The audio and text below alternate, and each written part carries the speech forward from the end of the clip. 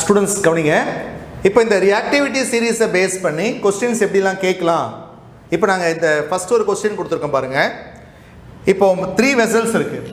இது வந்து aluminium vessel, இது வந்து ஜிங்க் வெசல், இது வந்து அயன் வெசல். ஓகே, இங்கே கொஸ்டின் பாருங்கள். Copper sulphate solution should not be kept இன். புரியுதா? ஸோ எந்த ஒரு வெசலில் காப்பர் சல்பேட் நம்ம ஸ்டோர் பண்ண முடியாது, இல்லை ஸ்டோர் பண்ண முடியும், இந்த மாதிரி கொஸ்டின்ஸை வந்து கேட்பாங்க. புரியுதுங்களா? ஓகே, இப்போ பாருங்கள், இங்கே என்ன மெட்டல் கொடுத்துருக்காங்க. இது வந்து அலுமினியம் வெசல். அலுமினியம் வெசலில் என்ன ஸ்டோர் பண்ணியிருக்காங்க? காப்பர் சல்பேட் சொல்யூஷன் ஸ்டோர்ட் இன் அலுமினியம் வெசல். நெக்ஸ்ட் செகண்ட் பாருங்கள், ஜிங்க் வெசலில் அதே காப்பர் சல்பேட்டை ஸ்டோர் பண்ணியிருக்காங்க. அயன் வெசலில் காப்பர் சல்பேட்டை ஸ்டோர் பண்ணியிருக்காங்க. கொஸ்டின் பாருங்கள், copper sulphate solution should not be kept in. மொத்தம் வந்து 4 ஆப்ஷன் கொடுத்துருக்காங்க. ஒன்று வந்து aluminium vessel, zinc vessel, iron vessel. Last option பாருங்கள், none of the above. Okay, இப்போ இங்கே நீங்கள் எடுத்துருக்கிற சொல்யூஷன் வந்து copper sulphate. What is the formula of copper sulphate? CuSO4. Copper sulphate formula வந்து CuSO4. இந்த சொல்யூஷன் தான் காப்பர் சல்பேட். இந்த மூணுத்தில் இருக்குது copper sulphate. Formula of copper sulphate is CuSO4. இதை வந்து வாட்டரில் டிசால்வ் பண்ணி சொல்யூஷனாக இருக்கு இல்லையா, காப்பர் சல்பேட் சொல்யூஷனாக இருக்குது, ஆக்வஸ் ஃபார்மில் இருக்குது.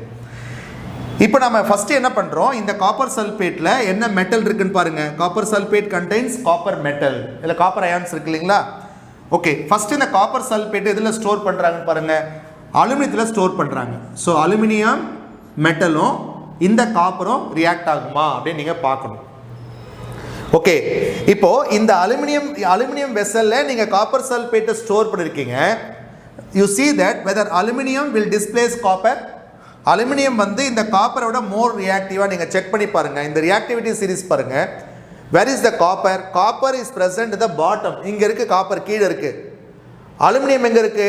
மேல இருக்கு பாருங்க, அலுமினியம். அப்போ aluminium is more reactive than copper. முதல் பாயிண்ட் புரியுதுங்களா?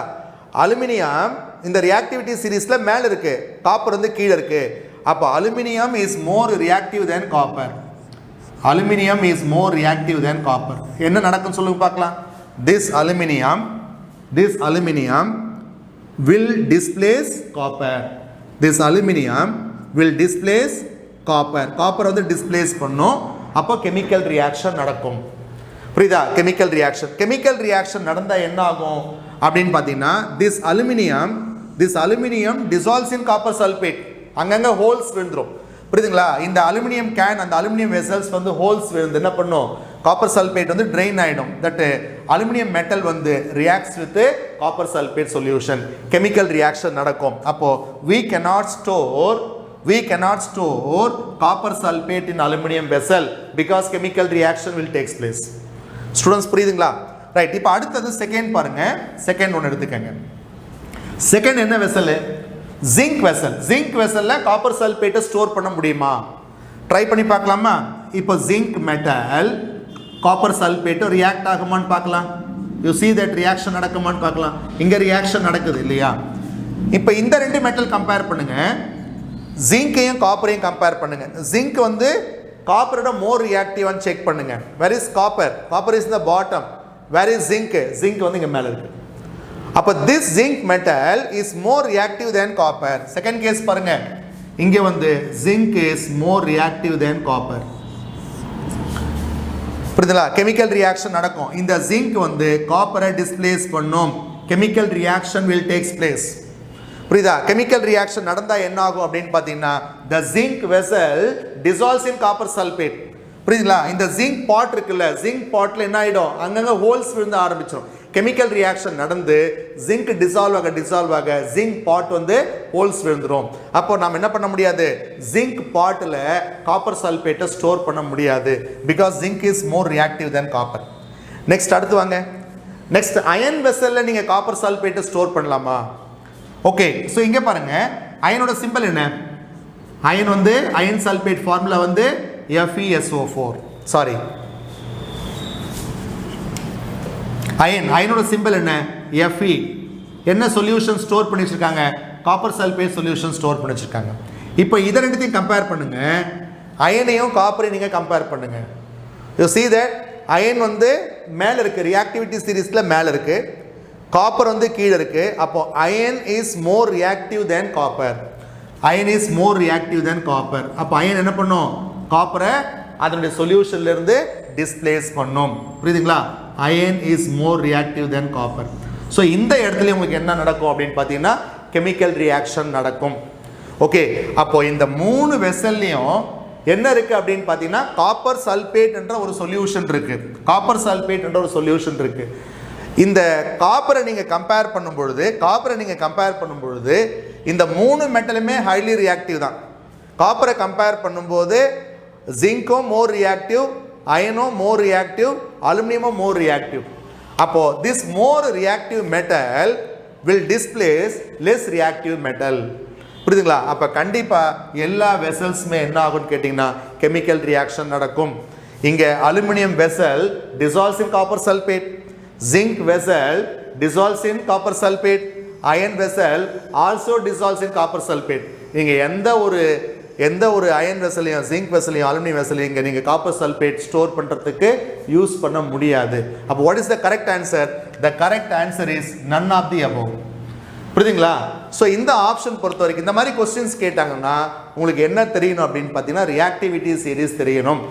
ரியாக்டிவிட்டி சீரீஸ் தெரிஞ்சாதான் உங்களுக்கு இந்த மாதிரி கொஸ்டின்ஸ்குள்ளால ஆன்சர் பண்ண முடியும். ஸ்டூடெண்ட்ஸ் புரிஞ்சு போச்சுங்களா? ஓகே, நீங்கள் ஸ்டோர் பண்ண சொல்யூஷன் வந்து காப்பர் சல்பேட்டு. பட் காப்பர் சல்பேட்டில் இருக்கக்கூடிய காப்பரை வந்து என்ன பண்ணும்? இந்த மெட்டல் எல்லாமே டிஸ்பிளேஸ் பண்ணிடும்.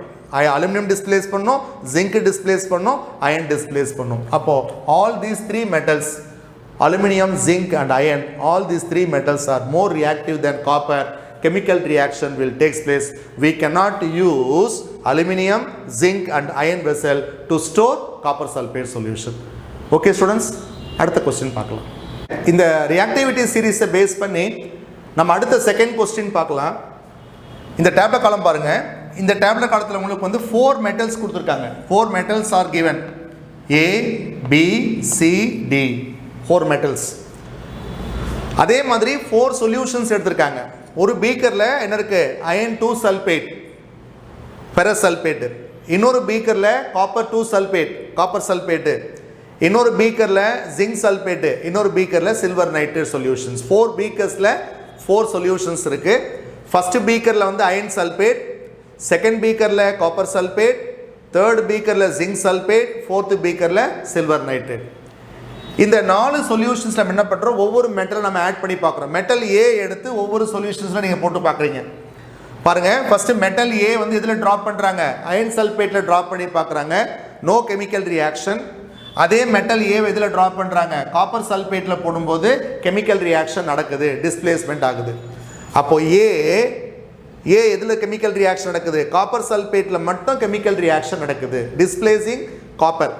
மற்ற ரெண்டுத்துலேயும் உங்களுக்கு ஆப்ஷன்ஸ் கொடுக்கல. ஓகே, நெக்ஸ்ட் பாருங்க, பி வந்து displacement takes place in iron sulphate, no reaction. இது ரெண்டுத்துல நோ ரியாக்ஷன் கொடுத்துருக்காங்க. நெக்ஸ்ட் சி பாருங்க, சி வந்து பார்த்தீங்கன்னா அயன் சல்பேட்டில் நோ ரியாக்ஷன், காப்பர் சல்பேட்டில் நோ ரியாக்ஷன், ஜிங்க் சல்பேட்டில் no reaction, displacement takes place in silver nitrate. Silver நைட்ரேட்டில் கெமிக்கல் ரியாக்ஷன் நடக்குது. லாஸ்ட் மெட்டல் டி எடுத்துக்கங்க. மெட்டல் டி வந்து எந்த சொல்யூஷன்லேயும் கெமிக்கல் ரியாக்ஷன் நடக்கல, no reaction, no reaction, no reaction, no reaction. Okay students, இப்போ கவனிங்க. இப்போ இதில் இதை பேஸ் பண்ணி சில கொஸ்டின்ஸ் கீழே கேட்டிருக்காங்க பாருங்க. மோஸ்ட் ரியாக்டிவ் மெட்டல், இந்த 4 மெட்டலில் ஏபிசிடியில் எது வந்து மோஸ்ட் ரியாக்டிவ் மெட்டல் கேட்டிருக்காங்க. First one. செகண்ட் கொஸ்டின் கவனிங்க. when B is added to copper sulfate, when B is added to copper sulfate, இந்த B வந்து என்ன பண்ணுறாங்க? காப்பர் சல்பேட்டில் ஆட் பண்ணால் கெமிக்கல் ரியாக்ஷன் நடக்குமா நடக்காதா? இங்கே டேஷ் போட்டிருக்காங்க பாருங்கள், இங்கே நோ ரியாக்ஷன் கொடுக்கல, டேஷ் தான் போட்டிருக்கு. இந்த இடத்துல டிஸ்பிளேஸ்மெண்ட் நடக்குமா இல்லை நோ ரியாக்ஷனா அப்படின்னு நீங்கள் கண்டுபிடிக்கணும். அதுக்கப்புறம் தேர்ட் கொஸ்டின் பாருங்கள், A B C D metals in order of decreasing reactivity, அந்த ரியாக்டிவிட்டி ஆர்டருடைய அந்த டிக்ரீசிங் ஆர்டரில் நீங்கள் எடுத்து எழுதணும். எது மோர் ரியாக்டிவ் மெட்டல், எது லெஸ் ரியாக்டிவ் மெட்டல், இது நீங்கள் இந்த டேப்லெட் காலம் பேஸ் பண்ணி இந்த கொஸ்டின்ஸ் நம்ம ஆன்சர் பண்ணணும். ஓகே ஸ்டூடெண்ட்ஸ், இப்போ கவனிங்க. இப்போ இந்த கொஸ்டின் வந்து பார்த்தீங்கன்னா based on the reactivity series. இது தெரிஞ்சாதான் நீங்கள் இந்த கொஸ்டினுக்குலாம் நீங்கள் ஆன்சர் பண்ண முடியும். ஃபர்ஸ்ட் பாருங்கள், இப்போ நான் மெட்டல் ஏ எடுத்துக்கிறேன். மெட்டல் ஏ வந்து எதில் மட்டும் ரியாக்ட் ஆகுது பாருங்கள்? காப்பர் சல்பேட்டில் மட்டும் ரியாக்ஷன் நடக்குது. அப்போது A can displace copper. இந்த காப்பர் சல்பேட்டில் இருக்கக்கூடிய காப்பரை A வந்து டிஸ்பிளேஸ் பண்ணுது. அதனால தான் இங்கே கெமிக்கல் ரியாக்ஷன் நடக்குது. அப்போ ஃபஸ்ட்டு பாயிண்ட் நோட் பண்ணிக்கோங்க. Metal A can displace. Metal A can displace copper. Metal A can displace copper. A வந்து காப்பரை டிஸ்பிளேஸ் பண்ணும். அடுத்து பாருங்க B பாருங்க. B வந்து displacement takes place in iron sulphate. இங்கே தான் அயன் சல்பேட்டை வந்து அயனை டிஸ்பிளேஸ் பண்ணுது. இங்கே தான் கெமிக்கல் ரியாக்ஷன் நடக்குது. இங்கெல்லாம் நோ ரியாக்ஷன் கொடுத்துருக்காங்க. அப்போ B can displace அயன். இங்கே ஃபர்ஸ்ட் பீக்கரில் என்ன இருக்கு? Iron sulphate. அப்போ அயனை வந்து B வந்து டிஸ்பிளேஸ் பண்ணுது. செகண்ட் பாயிண்ட் பாருங்க.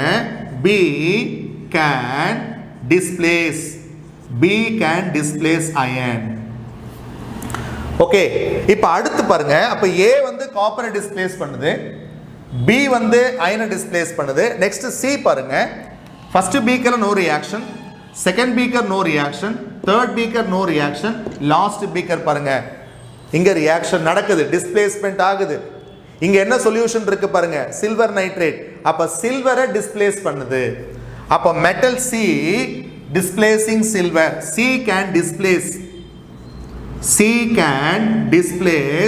silver. ஓகே, இப்போ ஃபோர்த் மெட்டல் பாருங்க. இந்த ஃபோர்த் மெட்டல் வந்து எதுலையுமே கெமிக்கல் ரியாக்ஷன் நடக்கல, எதையுமே டிஸ்பிளேஸ் பண்ணல. இங்க அயனையும் டிஸ்பிளேஸ் பண்ணல, காப்பரையும் டிஸ்பிளேஸ் பண்ணல, ஜிங்கையும் டிஸ்பிளேஸ் பண்ணல, சில்வரையும் டிஸ்பிளேஸ் பண்ணல. அப்ப this metal must be least reactive. A must be least reactive. எந்தவித கெமிக்கல் ரியாக்ஷன் நடக்கல. ஓகே ஸ்டூடெண்ட்ஸ், இப்போ நீங்க கவனிங்க. இப்போ மூணு மெட்டல் இருக்கு பாருங்க. A வந்து காப்பரை டிஸ்பிளேஸ் பண்ணுதா, B வந்து அயனை டிஸ்பிளேஸ் பண்ணுதா, C வந்து எதை டிஸ்பிளேஸ் பண்ணுது பாருங்க, சில்வரை டிஸ்பிளேஸ் பண்ணுது. இப்போ நாம என்ன பண்றோம், இந்த மூணு மெட்டல் இருக்குல்ல, காப்பர், அயன், சில்வர், இதுல எது மோர் ரியாக்டிவ்னு கண்டுபிடிங்க. எது மோர் ரியாக்டிவ்? காப்பர் மோர் ரியாக்டிவா, அயன் மோர் ரியாக்டிவா, சில்வர் மோர் ரியாக்டிவா கண்டுபிடிங்க. ஸோ காப்பர் எங்க இருக்கு? காப்பர் இங்க கீழே இருக்கு. அயன் எங்க இருக்கு? அயன் பாருங்க Fe இங்க மேல இருக்கு. காப்பர் கீழே இருக்கு, அயன் மேல இருக்கு. Where is silver? சில்வர் வந்து இங்க Ag, காப்பருக்கு கீழே இருக்கு. அப்போ நம்ம மூணு மெட்டல் பாருங்க. ஒரு மெட்டல் வந்து பாத்தீங்கன்னா இந்த மெட்டல் வந்து அயன் இங்க மேல இருக்கா, நெக்ஸ்ட் வந்து காப்பர் இங்க இருக்கா, காப்பருக்கு கீழே வந்து சில்வர் இருக்கு. அப்போ in these three metals, copper, iron and silver, which is more reactive? நீங்களே சொல்லுங்க, எது more reactive? காப்பரா, அயனா இல்ல சில்வரா?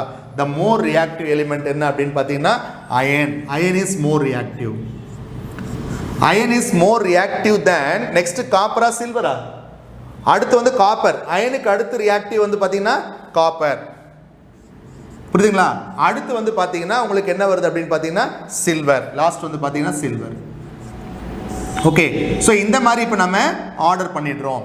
ஓகேங்களா? அப்போ மோஸ்ட் ரியாக்டிவ் வந்து அயனை டிஸ்பிளேஸ் பண்ணக்கூடியதான் மோஸ்ட் ரியாக்டிவா இருக்கணும். அடுத்து காப்பர், அடுத்து வந்து பாத்தீங்கன்னா சில்வர். ஓகே, இப்போ நம்மளுடைய கொஸ்டின் கவனிங்க. மோஸ்ட் ரியாக்டிவ் மெட்டல், இதுல எது மோஸ்ட் ரியாக்டிவ் மெட்டல்? எந்த மெட்டல் அயனை டிஸ்பிளேஸ் பண்ணுதோ அதான் மோஸ்ட் ரியாக்டிவ். புரியுதா? எந்த மெட்டல் இந்த ரியாக்டிவிட்டி சீரீஸ்ல மேல இருக்கிறது அயன், அப்ப எந்த மெட்டல் வந்து அயனை டிஸ்பிளேஸ் பண்ணுதோ that is the most reactive. எது அயனை டிஸ்பிளேஸ் பண்ணுது? B தான் அயனை டிஸ்பிளேஸ் பண்ணுது. அப்போ most reactive metal is B. Answer கவனிங்க, the most reactive metal is B. next, what will happen when B is added to copper sulfate solution? இப்போ என்ன பண்றாங்க, இந்த B வந்து காப்பர் சல்பேட் சொல்யூஷன் ஆட் பண்றாங்க. இப்போ B என்னது? B இத காப்பர் சல்பேட் சொல்யூஷன்ல ஆட் பண்ணா கெமிக்கல் ரியாக்ஷன் நடக்குமா? இங்க क्वेश्चन கேக்குறாங்க பாருங்க. what will happen when B is added to copper sulfate solution? Copper எங்க இருக்கு பாருங்க, கீழ இருக்கு. காப்பர் வந்து கீழ இருக்கு. அப்போ iron is more reactive than copper. Iron is more reactive than copper. Definitely chemical reaction will take place. அப்போ when B is added to copper sulfate solution, என்ன நடக்கும்? Displacement reaction will take place. Displacement takes place. அப்ப இந்த இடத்துல என்ன நடக்கும் அப்படின்னு பாத்தீங்கன்னா displacement நடக்கும். ஏன்னா B வந்து most reactive metal. அதாவது காப்பரை விட சில்வரை விட மோஸ்ட் ரியாக்டிவ் மெட்டல். அதனால் பி என்ன பண்ணும், ஏவை டிஸ்பிளேஸ் பண்ணும். புரியுதுங்களா, காப்பரை டிஸ்பிளேஸ் பண்ணும். அடுத்து கவனிங்க, next arrange the elements ABCD in the order of the decreasing reactivity. Okay, இதில் எது மோஸ்ட் ரியாக்டிவ் பாருங்க. அப்போ பி தான் மோஸ்ட் ரியாக்டிவ் மெட்டல். பிக்கு அடுத்து என்ன வரும், அயனுக்கு அடுத்து என்ன வரும், அயனுக்கு அடுத்து காப்பர், பிக்கு அடுத்து ஏ. நெக்ஸ்ட் ஏக்கு அடுத்து என்ன வரும் அப்படின்னு பார்த்தீங்கன்னா அயனுக்கு அடுத்து காப்பர், காப்பருக்கு அடுத்து silver, C. What about D? D is the least reactive. எந்த ஒரு சொல்யூஷனோட கெமிக்கல் ரியாக்ஷன் நடக்கல, அப்போ டி தான் வந்து பார்த்தீங்கன்னா லீஸ்ட் ரியாக்டிவ். ஸோ இதான் வந்து decreasing order of the reactivity series. Okay students, அப்போ இந்த மாதிரி கொஸ்டின்ஸ் வந்து நிறைய கொஸ்டின்ஸ் ரியாக்டிவிட்டி சீரீஸை பேஸ் பண்ணி கேட்டுகிட்டே இருப்பாங்க. அதுக்கு உங்களுக்கு இந்த ரியாக்டிவிட்டி சீரீஸோட ஆர்டர் தெரியணும். ஓகே, ஸோ இன்னொரு எக்ஸாம்பிள்ஸ் நம்ம அடுத்து பார்ப்போம். ஸ்டூடெண்ட்ஸ் கவனிங்க, இப்போ அடுத்த கொஸ்டின் பாருங்க. இந்த கொஸ்டின் வந்து இதே பேஸ்ட் ஆன் ரியாக்டிவிட்டி சீரீஸ் தான். ஓகே, ஸோ ஃபஸ்ட்டு இந்த பீக்கரில் ஜிங்க் சல்பேட் இருக்குது. ஃபஸ்ட்டு பீக்கரில் ஜிங்க் சல்பேட், செகண்ட் பீக்கரில் காப்பர் சல்பேட், தேர்டு பீக்கரில் iron sulphate. Zinc sulphate, copper sulphate, iron sulphate solutions 3 பீக்கரில் இருக்குது. இப்போ நம்ம என்ன பண்ணுறோம், ஒரு அலுமினியம் ராட் எடுத்துக்கிறோம். ஒரு அலுமினியம் ராட் எடுத்து என்ன பண்ணுறோம், இந்த சொல்யூஷனை நீங்கள் ஸ்டிர் பண்ணுறீங்க. புரியுதுங்களா, இதை ஸ்டிர் பண்ணுறோம். அதே மாதிரி இதில் அலுமினியம் ராடில் ஸ்டிர் பண்ணுறீங்க. இந்த 3மே வந்து அலுமினியம் ராடு தான். ஓகே, ஸோ அப்போ aluminium rod is used to stir zinc sulphate, இங்கே aluminium rod is used to stir copper sulphate, இங்கே aluminium rod is used to stir ferrous sulphate. Okay, இப்போ question கவனிங்க. Without any reaction, without any reaction, which of the following solutions can be stirred with an aluminium? Question புரியுதுங்களா? So எந்த ஒரு சொல்யூஷனில் புரியுது உங்களுக்கு chemical reaction நடக்கும், எதில் chemical reaction நடக்காது அப்படின்னு கேட்டிருக்காங்க. So without any reaction which of the following solutions can be stirred with an aluminium? Okay, இப்போ நம்ம பார்க்கலாம். இப்போ இந்த ஃபர்ஸ்ட் கேஸ் எடுத்துக்கங்க. ஃபர்ஸ்ட் கேஸ் வந்து aluminium rod used to stir zinc sulfate solution. இங்க என்ன மெட்டல் இருக்கு பாருங்க. இந்த zinc sulfateல என்ன மெட்டல் இருக்குன்னா zinc மெட்டல் இருக்கு. என்ன ராட் நாம யூஸ் பண்றோம், aluminium rod. You compare these two. Aluminium more ரியாக்டிவா, zinc மோர் ரியாக்டிவா கம்பேர் பண்ணுங்க. அலுமினியம் இங்க பாருங்க, அலுமினியத்துக்கு கீழே தான் zinc வருது இல்லைங்களா. Aluminium is more reactive than zinc. அப்போ aluminium is more reactive than zinc. என்ன நடக்கும், chemical reaction will takes place. இந்த அலுமினியம் இந்த ஜிங்க் சல்பேட்டோடு ரியாக்ட் ஆகும். அலுமினியம் ராட் வந்து dissolves in zinc sulphate, chemical reaction நடக்கும். நெக்ஸ்ட் பாருங்க. நெக்ஸ்ட் வந்து இந்த காப்பர் சல்பேட்ல என்ன மெட்டல் இருக்கு பாருங்க, காப்பர் மெட்டல். காப்பரை வந்து அலுமினியம் டிஸ்பிளேஸ் பண்ணுமான்னு செக் பண்ணுங்க. காப்பர் எங்க இருக்கு, காப்பர் வந்து பாட்டம்ல இருக்கு. அலுமினியம் ராடு இது மேல இருக்கு, அலுமினியம் மேல இருக்கு. அப்போ காப்பரை கம்பேர் பண்ணும்போது aluminium again more reactive. Aluminium is more reactive than copper. That means aluminium will displace copper from the copper sulfate solution. Chemical reaction நடக்கும்.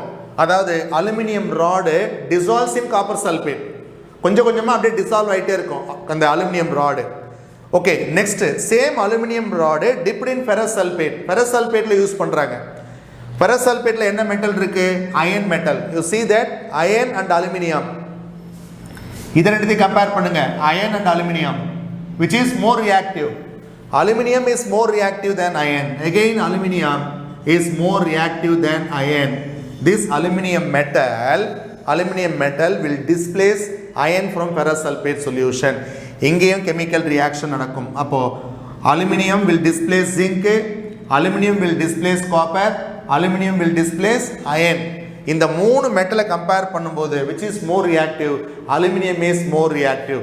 We cannot use aluminium rod in these cases because there is a chemical reaction takes place. அதனால நீங்க இந்த rod அப்படியே விட்டுட்டீங்கன்னா என்ன ஆகும் அப்படின்னு பார்த்தீங்கன்னா அந்த ராட் வந்து டிசால்வ் ஆயிடும்.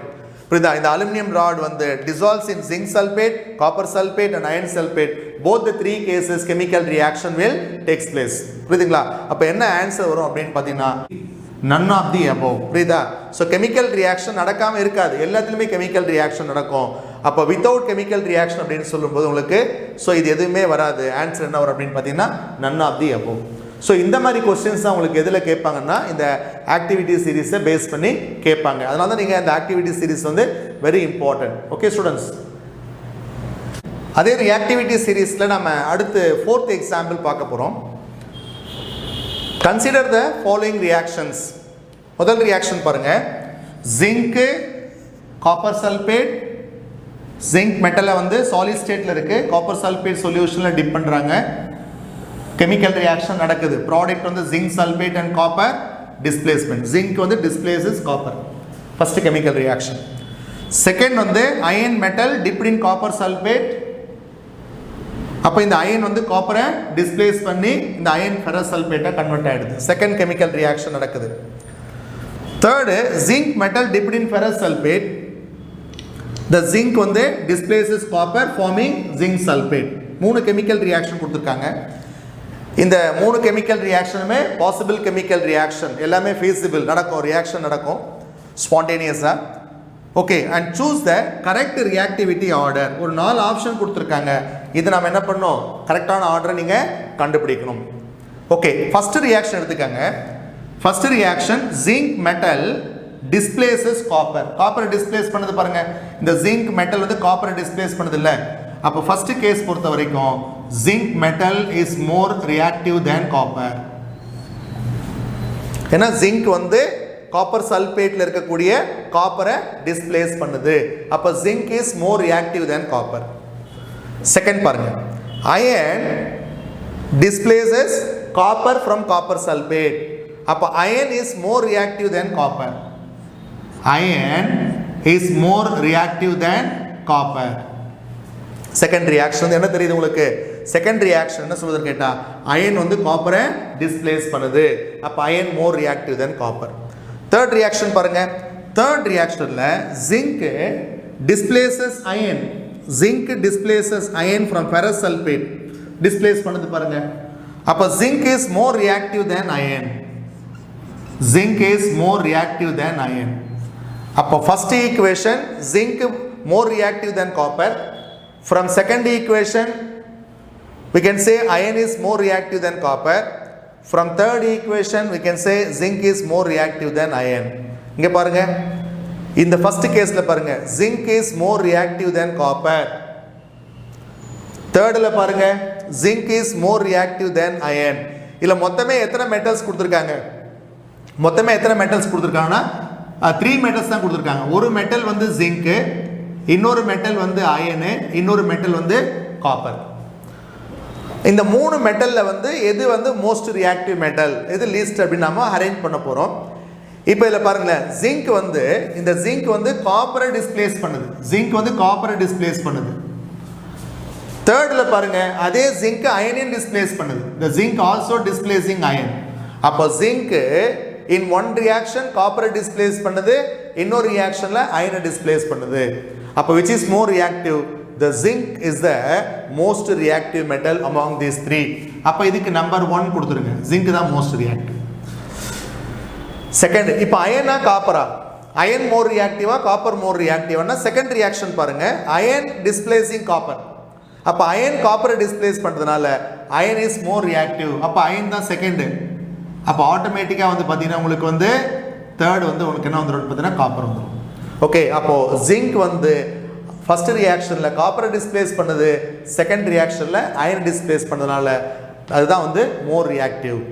அடுத்து வந்து பார்த்தீங்கன்னா காப்பரை அயன் டிஸ்பிளேஸ் பண்ணுறதுனால அது செகண்ட் பிளேஸ்க்கு வரும். இப்போ கரெக்டான ஆப்ஷன் பாருங்க.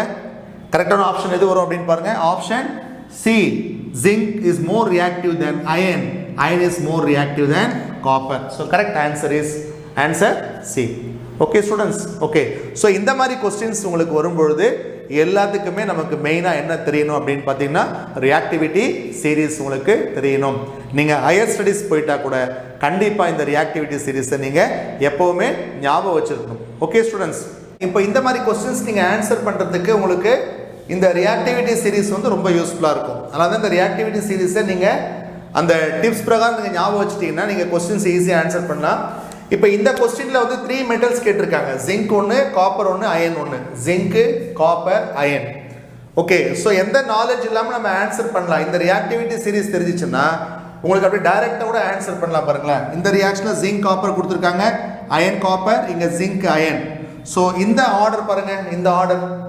ஸோ ஒரு மெட்டல் வந்து ஜிங்க்கு, இன்னொரு மெட்டல் அயனு, இன்னொரு மெட்டல் காப்பர். இங்கே பாருங்கள், இங்கே ஜிங்க் இங்கே இருக்கா, நெக்ஸ்ட் அயன் செகண்ட் இருக்கா, காப்பர் வந்து இங்கே பாட்டம் இருக்குது. ஸோ இந்த ரியாக்டிவிட்டி சீரிஸ் உங்களுக்கு தெரிஞ்சிச்சுன்னா இதை வச்சு கூட நீங்கள் இந்த ஆன்சரை கண்டுபிடிச்சிடலாம். இப்போ ஜிங்க் தான் மேலே டாப்பில் இருக்கு இல்லையா, அப்போ ஜிங்க் வந்து மோர் ரியாக்டிவ், நெக்ஸ்ட் வந்து அயன் வருது, அதுக்கு அடுத்து வந்து பார்த்தீங்கன்னா உங்களுக்கு copper is the least reactive. அப்போ இந்த ரியாக்டிவிட்டி சீரிஸ் உங்களுக்கு தரவாக தெரிஞ்சிச்சுன்னா நீங்கள் காம்படிட்டிவ் எக்ஸாமினேஷனில் ரொம்ப குயிக்காக என்ன பண்ணலாம், நீங்கள் இந்த ஆன்சரை நீங்கள் ஈஸியாக கண்டுபிடிக்கலாம். ஸோ ஒவ்வொரு கெமிக்கல் ரியாக்ஷனையும் நீங்கள் யோசிக்கவே தேவையில்லை, டைரெக்டாக அந்த ரியாக்ஷனில் என்னென்ன மெட்டல் இருக்குன்னு மட்டும் நீங்கள் தெரிஞ்சுக்கிட்டீங்கன்னா ஸோ இந்த ஆர்டரை வச்சு நீங்கள் கரெக்டான ஆன்சரை நீங்கள் ப்ரிடிக்ட் பண்ணிடலாம். Okay students, thank you.